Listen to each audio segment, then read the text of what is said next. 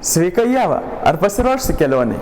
Labas, Dinai. Tai žinoma, kur lėksime? Ten, kur tu tikrai nebuvai. Į Žeimelio žemės ūkio mokyklą.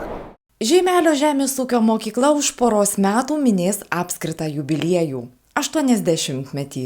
Tačiau metai ir solidi patirtis šios švietimo institucijos Pakruojo rajone senute nepavertė. Viskas, kas išgyventa, tapo ne našta, o nauda. Netrukus žemdirbiškų amatų ir kitų paklausių profesijų mokanti mokykla tviskės naujumu.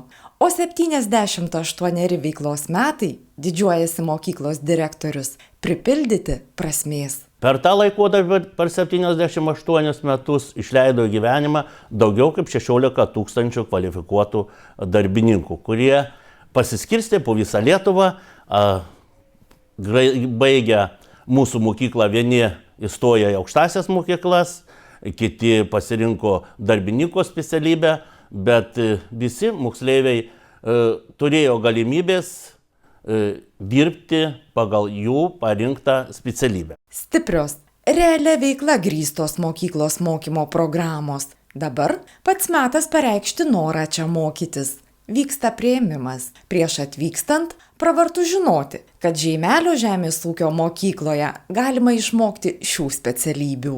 Baigus 12 klasių galime mokytis pardavėjo, suvirintojo, mokslas trunka 1,5 metų.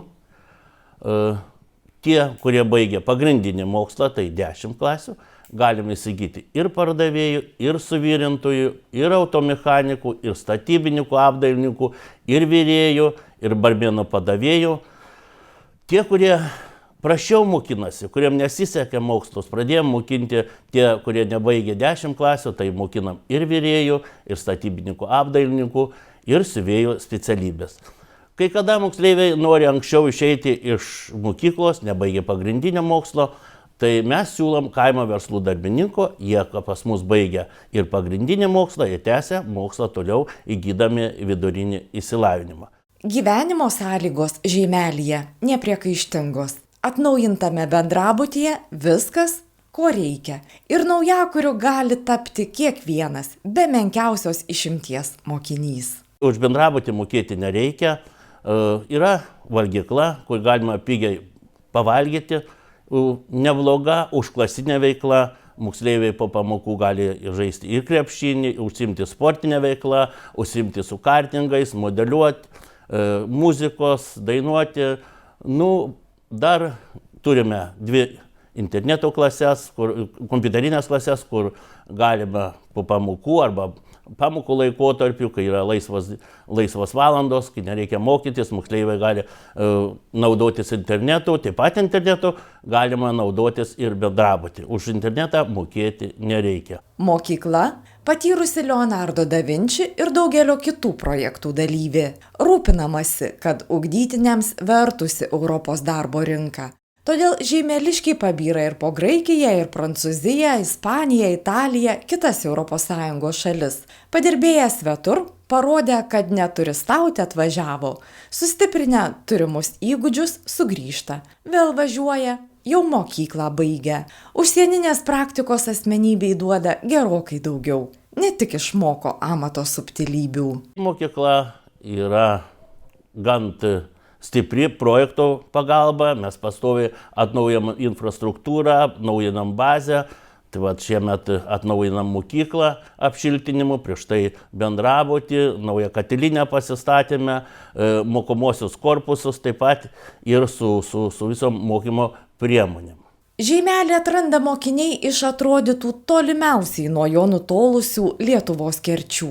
Kai kuriuos vilioja galimybė išvažiuoti kuo toliau nuo namų ir išmokti gyventi savarankiškai, kiti kryptingi. Renkasi būtent tą mokymo programą, kuri pasirodo reikalingiausia, viliojanti atverti kuo didesnės veiklos perspektyvas. Juolab, kad čia puiki mokymo bazė, geros gyvenimo sąlygos, o ir pats Žeimelis ne Dievo užmirštas kampas, senas pasienio miestelis. Latvija kone ranka pasiekiama. Apskritai susisiekimas nei rūpestis, nei problema, dėl kurios reiktų sukti galvą. Viskas elementaru ir taip, kad nekeltų nepatogumų. jiem už važinėjimą, vežiojimą, mes sumokame už bilietukus, taip pat, kurie blogesnis susisiekimas, skiriame transportą, pirmadienis atsivežam, penktadienis išvežam, tai pastoviai rūpinamės moksleiviais, moksleivių sveikata ir moksleiviai gauna stipendiją, moksleiviai atstovauja mūsų mokyklą ir tarptautinėse renginiuose, ir taip apskrities, ir Lietuvos mastų, pastoviai mes būnam ir Dexpo parodoje su savo moksleivės. Turtinga mokyklos istorija, nepaneigsi. Moderni mokymosi aplinka taip pat didžiulis privalumas. Tačiau ko ne didžiausias šios mokyklos išskirtinumas šalies profesinių mokyklų kontekste tas, kad čia rengiami žemės ūkio srities specialistai. Pagaliau pamiršta ilgai lyg piktžolė kerojusi nuostata, kad iš prigimties kaimo žmogus – ūkininkas. Bet juk ūkininkavimas daugiau nei profesija, gyvenimo būdas. Viskas, kas telpa į sąvoką darbas, namai, šeima, poilsis. Tai išties ypatingos gyvenimo studijos ir žinios, kaip drąsiai įsileisti naujoves, modernioms technologijoms padedant vystyti stiprų konkurencingą ūkį, niekuo nenusileidžiantį nuo, nesvarbu, kokioje Europos valstybėje auginantiems javą ar tos pačios veislės gyvulį, pranoksta tik pinigo vertę. Lietuva ne pramoninis, o žemdirbiškas kraštas, tai reikia mokinti moksleivius to žemdirbiškos specialybės, kad jie suprastų, daugiau sužinotų apie tas visas subtilybės. Taip pat mes mokinam ir suaugusius, perkvalifikuojam, ūkininkavimo pradmenų suteikiam tiem, kurie nori pradėti ūkininkauti, kad galėtų gauti paramą savo, galėtų rašyti projektus. Pavyzdžiui, jis baigęs yra, daleiskim, kažką nesurišta su žemės ūkiu, o jis negali dalyvauti. Užtat jis, pavyzdžiui, praeina kursus pas mus, mokinasi, suteikiam jam žinias ir jis gali pilnumoj gauti paramą iš ES lėšų.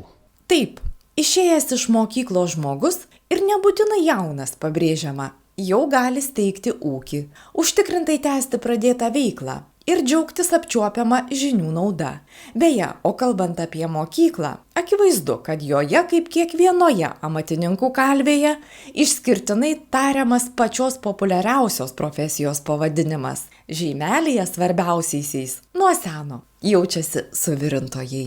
Mes suvirintojus ir po 12, ir po 10 ruošiam, nes statybos vyksta, statybininkai, apdailininkai ir populiari, ir virėjai, ir barmenai, ir viešbučio darbuotojai, kad mes visos tos paklausę specialybės, nes Lietuva kaip aptarnaujanti būtų sferoje, tai galime išvažiuoti ir užsienį padirbėti, ir virėjų, ir statybininkų, ir Lietuvoje statybininkų labai daug reikia, kad aš skaitau, kad visos profesijos, kas surišta pas mus mokykloje, yra visos paklausęs. Mokykla nuolatinėme atsinaujinimo, kaitos procese.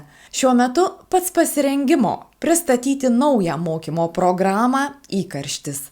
Tiesa, pirmaisiais taps ne šiemet, kitais metais ateisiantieji, bet vis tiek tai įvyks netrukus. Manome, kad reikėtų surišti su dizainu, su daile, su dailiaisiais amatais, kad moksleiviai galėtų būti ir amatininkai, ir savo verslų daugiau užsiimti. Va šitas yra pas mus ateityje mąstoma. Tai turėtume šiais metais pasiruošti mokymo bazę, o kitais metais jau priimti moksleivius į naujas specialybės. Siuvėjai, odininkai, pynėjai iš vytelių, keramikai. Puikia žinia ketinantiems papildyti dailiųjų amatų atstovų būrį. Žinoma, plėsti akiratį mokyklą skatina ir darbdaviai, tikrieji partneriai bei bendradarbiai. Į jų pageidavimus atidžiai įsiklausoma.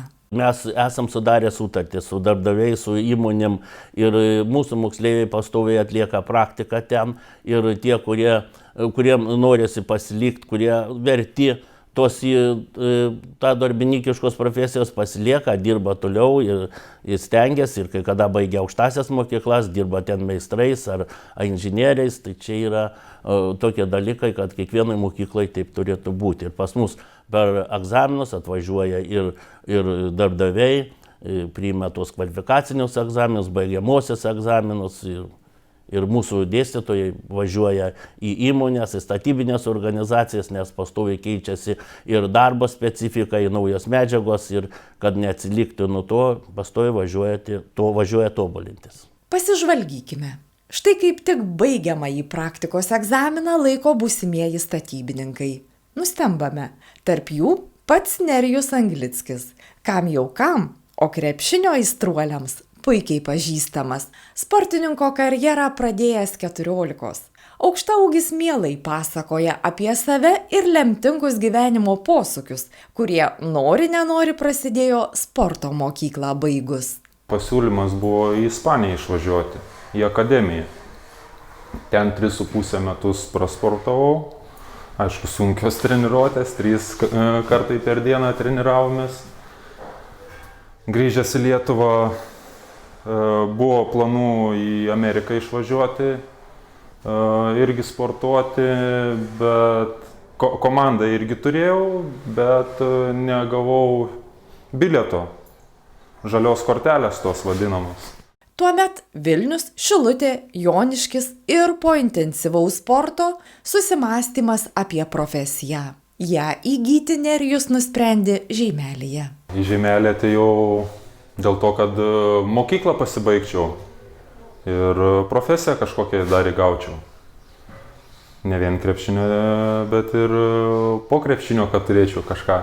Krepšininkas jau džiaugiasi statybininko apdailininko diplomu. Neneigia, svarstęs, ką medį ar statybas rinktis. Bet kaip visad tikina, rinkęsis paprastai. Taigi, išmintingai, kad širdis labiau prie statybų linksta, šypsosi. O ir baigus sportinę karjerą bus ką veikti, šmaikštauja. Bet kol kas labiausiai rūpi kamuolys ir netrukus prasidėsiantis sezonas Palangoje. Tuo tarpu statybininkus, apdailininkus profesinio pradžiamokslio, įgūdžių ir galiausiai paslapčių mokantis profesijos mokytojas neabejoja, kad 2 ar 3 mokslo metų kursas, nelygu kuomet pradedama mokytis, netruks virsti vertybe. Paklausia, kur bebūtum, auksinės rankos. Tokio pripažinimo tikisi kiekvienas šio amato meistras. Profesija labai šiuolaikinė, labai plati, reiškia apima keletą specialybių, tai būtent reiškia plytelių kliejimą, dažymą,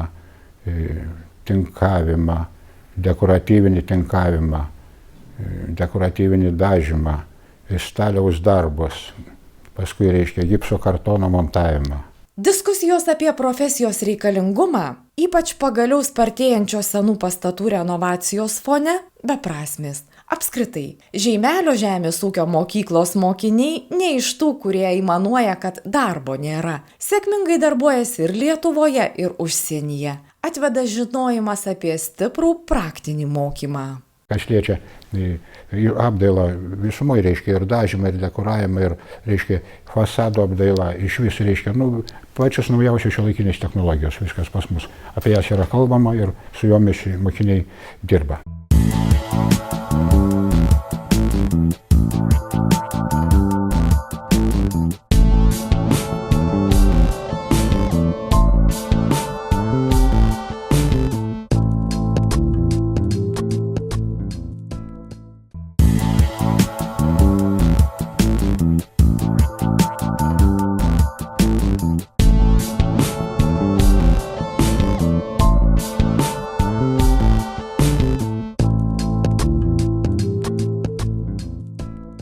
Suintrigavai. Žinai, kaimas mane visada žavėjo. O kad yra tiek daug galimybių žemdirbiškiams verslams, niekada nebūčiau pagalvojusi, jau nekalbant apie kitas profesijas. Patiko? Tai pasižvalgykime dar. Metas sėkmės istorijoms. Kaip be jų? Štai po virtuvę sukiojasi Ligita Merkelinė, virėjo profesijos mokytoja. Kažkada šio amato meistrystės pradmenis gavusi toje pačioje mokykloje. Vėliau aukštojoje mokykloje įgijusi maisto technologo kvalifikacinį laipsnį. Ilgokai vadovavusi Žeimelio vidurinės mokyklos valgyklai ir galiausiai grįžusi. Gyvenimas tarsi apsisuko ratu. Dirbau vis dar mokyklai Žeimelio dabartiniai gimnazijai valgyklos vedėja ir direktorius atėjo, pakvietė, paprašė, kad ateičiau pabandyti pradžiai padirbti profesijos mokytoją. taip ir atėjau pabandyti. Tai bandau dabar 2 metai čia. Taip ilgai niekas nebando, juokaujame. Motyvų grįžti ir pasilikti, anot meistrės, ne vienas. Svarbiausia ašis, apie kurią viskas sukasi. Labai malonu ruošti jaunąją kartą, tiesiog perduoti žinias tas, kurias aš jau turiu jaunimui. Ir mergaičių, ir berniukų turim grupėje ir šiaip labai malonus tas darbas. O maloniausia – pamatyti rezultatą, kai tas, sakęs, kad aš nieko, tikrai nieko nemoku, išeina įveikęs savo įdrovumą, net pažįstamai pasikeitęs. Išleidau šiais metais 1 laidą, tai labai smagu buvo žiūrėti, kai mergaitės pasitaisė savo tortą, jau atsinešė po egzamino, mes kartu atsisėdom, suvalgėm, tiesiog širdis džiaugiasi, ir jos džiaugiasi, kad mes čia išmokom ir daug ko išmokom ir dėkoju labai ir labai džiaugiuosi iš tikrųjų. Kodėl jaunam žmogui vertėtų mokytis tos specialybės, apie kurią kadaise svajojo pati Ligita, nepamaniusi, kad galėtų jos mokyti ir kitus, būtent virėjo amato? Tai kūryba nuskamba. Aš manau, kad vertėtų mokytis kiekvienam, ypač tiem, kurios ir traukia, sakykime, maisto gamyba. Nes su maistu yra labai daug ir specialybių, ir kaviniai galima įsidarbinti, ir valgykloje, ir šiaip savo verslą sukurti, šiaip labai plačiai, nes, kol esam gyvi, reikia valgyti ir visi nori, kad kuo skaniau ir įdomiau kažką tai pagaminti ir suvalgyti. Dėl to aš manau, kad ir verta tą specialybę rinktis. Šiandien 100 hektarų augalininkystės ūkio šeimininkas Mindaugas savo kelią pradėjo irgi nekur kitur – Žeimelio žemės ūkio mokykloje. Kodėl? Ilgai nefilosofuoja. Tiesiog taip susiklostė. Tėvukas pradėjo ūkininkauti ir aš 92-96 metais Žeimelio žemės ūkio mokykloje baigiau ūkininko specialybę. Įgijau. Teko mainų programoje išvykti į užsienį, padirbėti žemės ūkyje, pasisemti patirties ir grįžęs dirbau su tėvukų ūkyje. Ir vėliau įstojus į Europos Sąjungą pagal programą, ankstyvas pasitraukimas į žemės ūkio tėvukas pasitraukė, perėmiau ūkį pagal jauno ūkininko programą ir ūkininkauju. Kokia prasmė klausti, pasiteisino pasirinkimas ar ne, jei šiandien Mindaugas neabejoja, esąs ten, kur ir turi būti, savuosiuose javų laukuose. Auginas lietuviui įprastas kultūras – žieminį rapsą, kviečius, miežius. Kaip teisingai, pelningai tą daryti, išmokęs žemės ūkio mokykloje, pusmetį trukusioje praktikoje užsienyje. Anglijoje teko dirbti prie žemės ūkio, prie augalininkystės ūkyje taip pat. Teko su naujesnė technika, modernesnė padirbti, pas mus dėl tais laikais mažai jos buvo. Ir taip pamatyti, kaip viskas vystosi, kaip auginama, o šiaip ir čia Lietuvoje tobulėjam, kaip sakant, važinėjam į kursus, visokius seminarus, viskas domimės ir iš to ir taip ir dirbam. Viskas ateina su laiku, su praktika. Kažkiek tų žinių gavom pradžiai, o paskui viskas praktika. Mindaugo ūkis tai šeimos verslas. Džiaugiasi jį puoselėdamas, nors pripažįsta, nemažai sunkumų teko įveikti, ypač tik pradėjus savarankiškai ūkininkauti. Todėl jaunam, dvejojančiam, žemdirbišką rinktis amatą, ar vis dėlto tą trauką išmainyti į galbūt pelningesnį užsiėmimą, padrąsinančiai skamba vyriškas, verta. Aš nežinau, aš kaime, gimęs kaime, užaugęs, aš kitaip ir neįsivaizduoju savo gyvenimo be žemės ūkio. Sukame į rajono centrą – Pakruojis. Tenykštėje savivaldos institucijoje draugiškai ranką spaudžia Gediminas Grybė, vicemeras. Šiandieninis politikas irgi Žeimelio žemės ūkio mokyklos ugdytinis, kaip vienus svarbiausių jų žmonių, padariusių didžiausią įtaką jo sėkmingai besiklostančioje darbinėje karjeroje, ponas Gediminas mini mokyklos mokytojus, apskritai visą ir su mokslo metais Žeimelyje, Ir jiems pasibaigus, susijusi karjera dar giliu sovietmečiu, atskiro pasakojimo verta istorija. Bet keliais trumpais sakiniais nusakoma taip. Gyvenau kaime, mačiau, kad ir traktoristo profesija yra tokia aktuali ir galima dirbti ir vairuotojo. Ir todėl stojau į Žeimelio profesinę technikos mokyklą. Tačiau, kadangi baigiau su pagyrimu, manęs ieškojo korespondentas. Ir jis manęs nerado, kadangi dviesiam buvom baigę, tai su to kitu jis berniuku bendravo ir pasakė, kad stosim į akademiją. Ir korespondentas su manim nepagalbėjęs parašė laikraštį, kad prižadėjau stoti į akademiją. Todėl nieko nebeliko, teko stoti į Lietuvos žemės ūkio akademiją. Ponas Gediminas tiesus. Žemdirbiškas gyvenimo būdas. Jo būtasis, esamasis ir būsimasis laikas. Visada. Kada pradėjau dirbti kolūkį, buvau išrinktas profsąjungos pirmininku, ūkio vadovu ir mačiau, kad po tų visų perversmų, sakykime, ir to Lietuvos nepriklausomybės atgavimo, mačiau, kad yra paklausa Lietuvos ūkininkam, pasimėjau 140 000 litų paskolą ir išėjau ūkininkauti. Tiesa, dabar visas dėmesys savivaldos reikaluose, tačiau nuo žemės ūkio tikina netitolstantis. Kaip kitaip, juk Pakruojis žemės ūkio kraštas. Ir tai, kas šiandien vyksta, ypač gyvulininkystėje, jam nepatinka. Visumoje, tai kalbant apie pramonę, sakykime, investicijas, tai mūsų krašte buvo ir linų fabrikas, ir jis sunyko, kadangi buvo nepalaikoma šaka linų, dabar yra išnaikinta, cukrinius runkelius labai augindavom daug ir man pačiam teko pirmininkaujant auginti cukrinius runkelius. Tačiau, kaip matome, mūsų tos investicijos užsieniečių buvo tik tam, kad nupirkti fabrikus ir sunaikinti juos. O tai reiškia, kad mes netenkam labai gerai finansuojamas žemės ūkio šakos. Žeimelio žemės ūkio mokykla Pakruojo vicemero teigimu, jos rengiami specialistai. Tai tikras pagalbos ratas nykstančiai tradiciniai žemdirbystei. Išties Lietuvai ypač reikia puikių kaimo verslo darbuotojų. Anksčiau žemės ūkio mokykla labai daug turėjo mokinių ir juos tinkamai paruošdavo ir labai geros kvalifikacijos. Tačiau tas ūkių stambėjimas, kada nuperkama labai naši technika, nebedaug bereikia ir tų, sakykime, plataus profilio traktoristų. Aišku, šiuo metu jų jau beveik kaip ir trūksta, nes kadangi toks buvo momentas turbūt, kadangi nebuvo tokia paklausa didelė tų traktoristų. Tačiau aš manau, kad ateina laikas, kada jų vėl pradės trūkti, nes ta specialybė yra paklausi ir ji visada liks paklausi, nes mūsų vis dėlto rajonas ir yra žemės ūkio rajonas.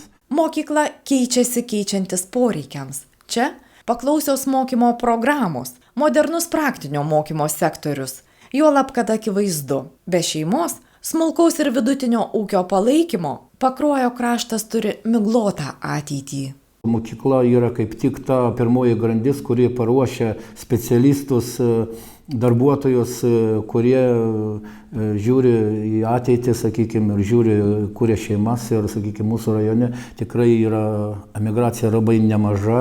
Šiuo metu gyventojai yra 21 997, tačiau yra buvę ir 29 000, bet tačiau dabar emigracija išretino rajono gyventojus labai smarkiai, o tai yra bedarbystės pasekmė.